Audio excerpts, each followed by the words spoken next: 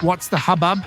James Gunn's Superman was made to bring every Superman fan together, rebuilding the DC universe from the ground up. He's literally making a Superman saga for fans, but a toxic wave of misinformation is dividing the fandom.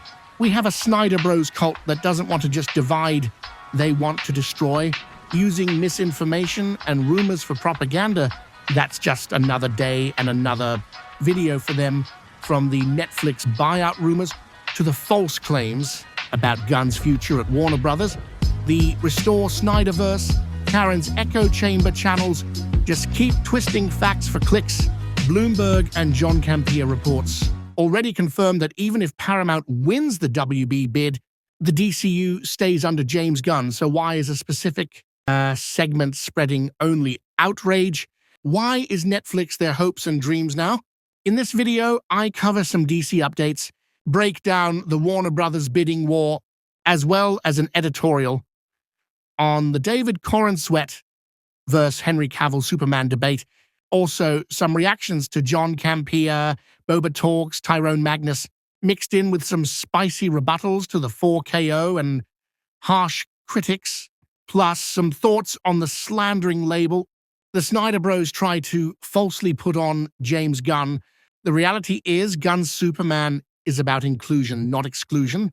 It's time to start supporting the creative growth of DC again. Drop your thoughts in the comments below. Is the DC fandom too toxic? Or can Gunn and Snyder fans ever unite? Like, subscribe, and share the YouTube link of this video across your favorite social media groups. Onto some news and updates. It looks like a Supergirl teaser may be on the way soon. A movie which will flesh out some of the Kryptonian backstory and bridge to the payoff, which is the Man of Tomorrow movie. While its budget will be lower than Superman and we'd expect it to do less at the box office, it will really help build the Superman saga out further. I can't wait. Finally, a Lobo movie version as icing on the cake too. Main man, let's go! On an update, Clayface has wrapped filming, so we have another movie to continue the build-out even further. This one, in particular, has a meager $40 million budget and a great chance at being a profitable film. We are seeing a wide range of projects now, from a horror/comic book motif in Clayface to a detective-type series in Lanterns, plus some smaller audience niche works already out in the well-reviewed animated Creature Commandos and R-rated Peacemaker series. Supergirl is set in a galactic space world and should open things up towards exploring Brainiac, we believe, which continues this Superman saga into the Man of Tomorrow movie. Superman and DC fans are eating well with many diverse projects. Exciting times, no doubt. Gunn and the DCU keep winning. The latest focus for the detractors especially, though, is the WB bidding war. It seems the Restore Snyder Karens believe Netflix wants involved in buying the WB simply for restoring the DCEU. Yep, folks, the pure reason for acquiring a $55 billion company must be all about the SnyderVerse. It's all about what you want solely. Sure. Apparently to them, the entire WB buyout is fully based on DC-related matters. That's why they all but ignored if Paramount wins the bid, as according to Bloomberg and John Campea follow-up. In such a case, they are keeping James Gunn and the DCU. That's why they want Netflix. As to them, it is a more likely restore path. Oh, savvy. Do you guys even realize that DC movies are like, what, 10% of the WB movie output? Do you really think the most important thing to a buyer is restoring the SnyderVerse? We've reached ludicrous thought propaganda. Really, this is all I was trying to say to 4KO in a recent video drop of his. The timing couldn't be more interesting. Zack Snyder has spent the last few weeks dropping behind-the-scenes images of Henry Cavill's Superman, Ben Affleck's Batman, and Joe Manganiello's Deathstroke. It's been one nostalgic hit after another, and fans have taken notice. Ooh. But now, with Snyder suddenly teasing his DC era again at the exact moment Netflix is exploring Warner Brothers Discovery, fans are starting to wonder if he knows something the rest of us don't. I'm pretty sure he does. Nobody is saying the SnyderVerse is suddenly happening again. And again, we've been told everyone moved on, but the timing is impossible to ignore. All right, at minimum, Netflix acquiring DC will blast open the creative doors. At maximum, a world where Snyder directs The Dark Knight Returns with aging versions of Batman and Superman isn't impossible. All right, here's the inspiration behind today's video. Now, I uploaded a video earlier today. It was about Netflix possibly buying Warner Brothers Discovery, and my man, Movie HubBub, decided to come into the comment section. As you know, he's a straight up stalker. And he says the $42 million loss isn't even a fact. Well, I agree with you. It's not a fact. In fact, I would say that it's more than $42 million. Well, 4K, bro. Hey, at least you get a point of view across better than harsh Karen critics. He just says wallets closed and that we need Zack in every video. He calls David Corenswet all sorts of names and insults his looks, which, let's talk about the Superman actors for a moment. David is literally a leading man type of actor, which beyond looks is talented with range.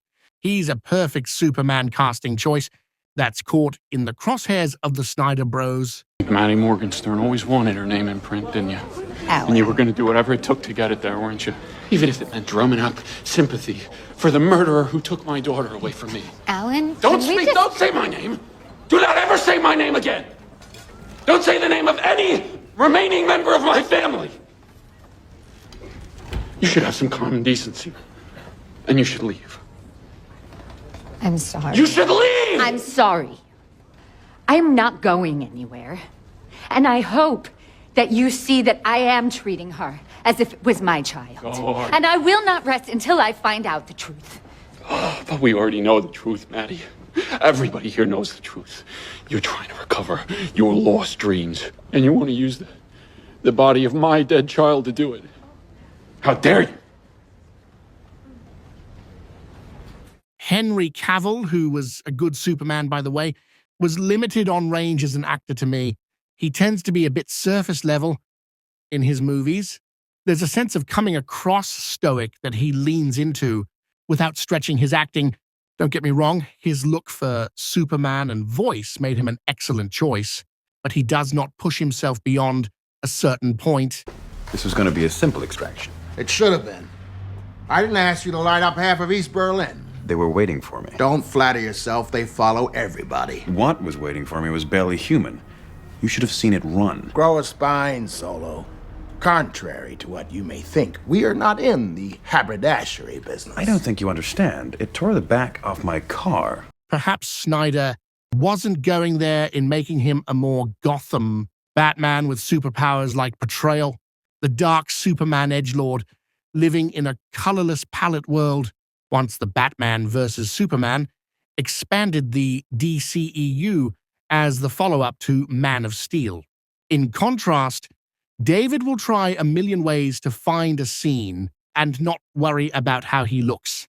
Natalie Portman spoke upon him candidly, for example, as being a fearless actor who is comfortable in his own skin. Anyways, now I'm going to clear up some things. To start, let me just explain, I don't think when you put up a public video that if someone is dropping a comment, it is stalking. It seems it is only stalking if it disagrees with your point of view. If it was a comment in agreement, you'd be saying, thanks, valued supporter. As the saying goes, it takes two to tango. We had a mostly civil back and forth, and that's the only way fan division lessens in the end. Attempting, even if not always finding some common ground is the goal to me. I started with one comment intended as a general statement of disagreeing with the Snyder Bros, whom are clinging to the Netflix possibility, yet downplaying Paramount news from Bloomberg. It's not going to Paramount. Now, I could be wrong, but I believe Netflix is about to buy Warner Brothers. This was in general, mind you. I didn't point to a specific quote of you or a viewer. I'm speaking towards the fandom split here. I'm in a civil debate frame of my mind. There is nothing that mischievous with my intent. I'm not movie Loki, I'm just the movie HubBub. If I'm in a comment thread and I make a point and you have your counter opinion and it continues a back and forth dialogue, that's literally the point of discussion. There you guys go, trying to push a fake narrative that Superman and only Superman cost more than they are saying too. You want to paint a moderate success as a flop by bizarrely comparing it to, well, a moderate success that did similar in Man of Steel, albeit in different eras. James Gunn specifically went out of his way to debunk the spreadsheet, which would be a rather ballsy move to hit him later if it was actually true. I tend to believe the Variety budget information passed on, not a debunked spreadsheet, similar to the sentiment of Boba Talks. I don't know what the situation is with that tax document. Like, people bring up, this is what kind of frustrated me earlier. People always like to dunk on positive Superman this or that, or I see these incessant arguments happen online where people are literally cussing the living shit out of each other, properly, and they're like, oh yeah, well, constant dunking, and they bring up that tax document which say, oh look, clearly Superman is 300 and something, nearly 400 million, and it's like Gunn has literally, again, this is when they would retort to that and say, well, Gunn's a liar. But this is too bold of him to make a lie about it. He has publicly acknowledged that tax document thing. He's even said that he's got his team to look into it because he doesn't know where the fuck it came from. And he has said it's not true. That is not a true thing.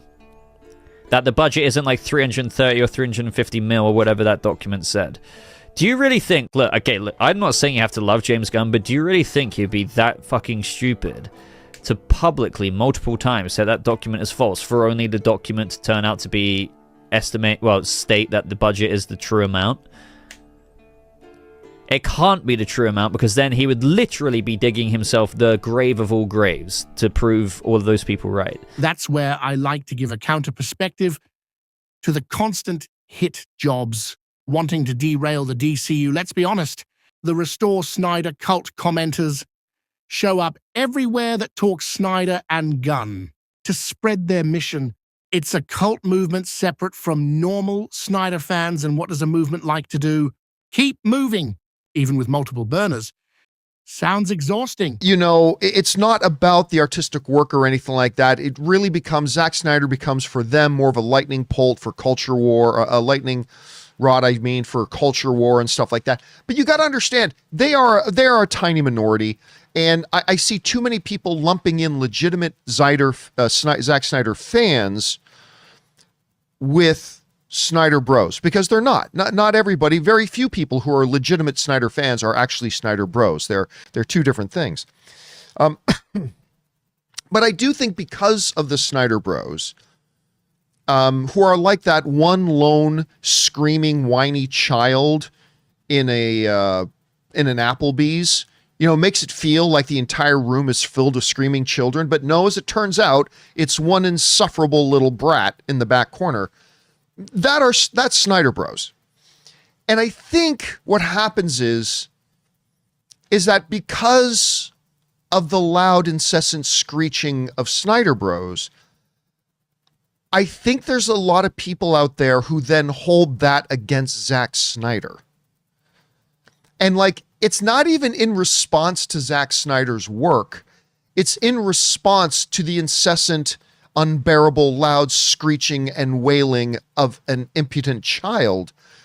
That's what they're really reacting to. I say this, and I mean this honestly. Were Snyder bros not to exist, I don't think there would be as many people online with such a strong negative reaction to Zack Snyder.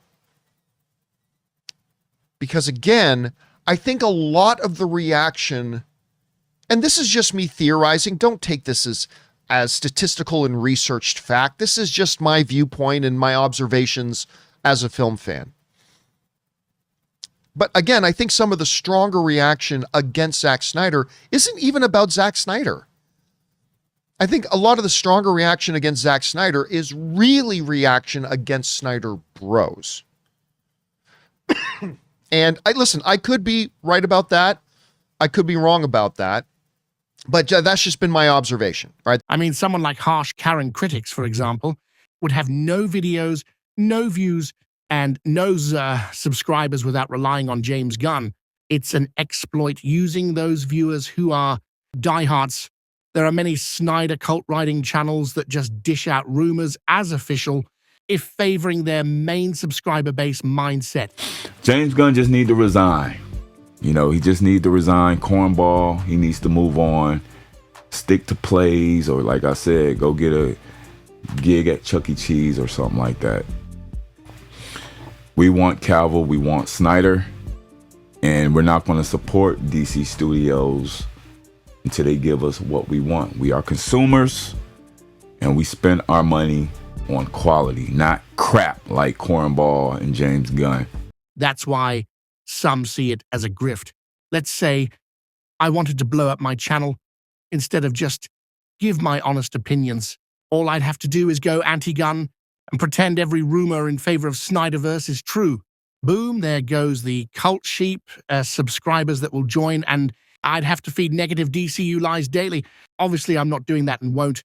On personality and overall content, if you're not Gunn bashing on a channel like Harsh Karen's, nobody is watching it. There is no intellectual film criticism. It's a movement that's searching to latch onto any restore hopes. A cult segment, it just is. You have all these reports about the SnyderVerse likely to be restored. You got Zack posting all these pictures with the SnyderVerse. You have Netflix tapping into this investment bank. You have Netflix expanding their sharehold, meaning they're putting more shares out there for you young investors. When you do have a cult following established, they start engagement farming for more of that crowd. Gunn or general DC fans don't have some verse to fight for, as theirs isn't dead. In the meanwhile, though, the cult feeds are just throwing out whatever they can. Normies and regular fans alike are getting fed misinformation. With that, we can use a counter perspective to the delusions being fostered, which is what I do primarily. Reactions and some rebuttals, such as this rebuttal to 4KO regarding the theater split. I think you're having confusion on what I'm talking about. It's not in regard to revenue, such as after a P+M budgeting cost analysis. I'm talking about the theater and studio ratio split, rather. In the industry, it's a sliding scale. I'll explain. Typically, the split is at a percentage of the box office gross that changes each week, starting with a higher percentage going to the studio and gradually shifting to favor the theater. For example, in the first week, the studio might keep up to 90% of the revenue, but by the third or fourth week, this could drop to a 50-50 split or even less. On the Forbes third-party contributor article, I'm merely pointing out the article itself says they can't determine if a profit or not, and that they aren't including any revenue streams. It literally says that in the article. I was showing you, which you couldn't refute, that if you do the same basic math to Man of Steel, it loses $40 million. We know in reality it didn't lose that, right? Well, it's the same for Superman. Let's do that math one more time on Man of Steel to compare. Forbes took half the theater take from Superman.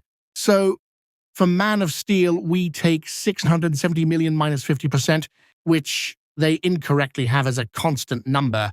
Remember that split is actual starting fully in favor of studio and gradually declines into weeks with less ticket sales towards the theaters. That comes out to $335 million. We then take the budget difference, which is $375 million on Man of Steel. That is 375 minus 335 and comes out to 40 million. The Snyder Bro groupies took this same method with Superman to come up with 42 million. Both cases are wrong. Both Superman and Man of Steel are moderate successes. If you're talking just in general of domestic versus international and Asian markets, the better a movie does domestically, the higher the profit margin, as they keep more of the percentage. In the case of Superman, with all the domestic man jokes from the Snyder groupies, they are actually playing themselves here. You want it to do the most domestically, as in the end, you're making easily 20 to 40% more, depending on that specific market. I'll agree with the Restore Snyder Karens that Superman could have used better international numbers, but I disagree that it being the top domestic performance of all Superman movies is a bad thing. I do believe the President of the United States and tariff wars, as well as the hit on movies not made in the States, has an effect on how an American superhero in Superman is seen. I know this is where usually my detractors go after me as a left-wing liberal. I'm just giving you the facts. Whether you like President Trump or not, the way the world sees the USA in a global manner is not prestigious in the slightest. Call it his negotiating tactics to gain advantages or whatever reason you believe, but either way there is an affect, and Superman felt some of that. You don't have a movie do this exceedingly well domestically and have a drastic difference internationally without such factors outlined. Personally, I think the toxic way of misinformation to overthrow Gunn and the DCU is a poor strategy. Imagine if you worked towards a goal of collaboration instead. An Infinite Crisis movie first for the DCU versus the DCEU. If that were a hit, which I think it would be, you could run Snyder movies as Elseworlds potentially in future, as Tyrone Magnus suggested, potentially running parallel universes. Really like to have is for all of DC to get together and say, look, this Tyrone guy, Magnus, on YouTube, he's got a good damn idea. I watch him. I've been hearing. He's been saying this for years. We need to do our television and movies like we've been doing our comics. We've already done it with the CW. We've had multiple shows running actually a similar storyline where we all converged. And why can't our movies do the same? I think we should do the same. We should give all the fans what they want. There are people clearly that are for James Gunn. There are people that are clearly for Zack Snyder. And even though there are very many that vehemently oppose each side, by giving them both sides of the fandom what they want, we're going to make money. Period. That way there's just very few complaints. The side's getting theirs and they're watching and they're happy. This side's getting their movies and they're happy. That's it. Let them fight amongst themselves because they always will. They've done it with the comics. All right. Do we agree, gentlemen? Okay, good. Let's do it. Like, stop playing. Like, you know. Some don't understand my defense of Tyrone Magnus at times. Here is the difference. He may legitimately dislike the DCU, but his solution is basically, let's give all the fans of each side all the content they can handle. He doesn't suggest destroying the DCU and putting the DCEU as a full replacement.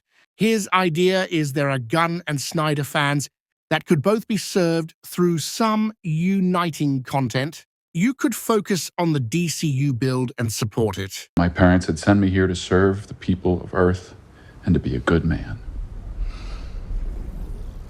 I'm not here to rule over anybody, Lois.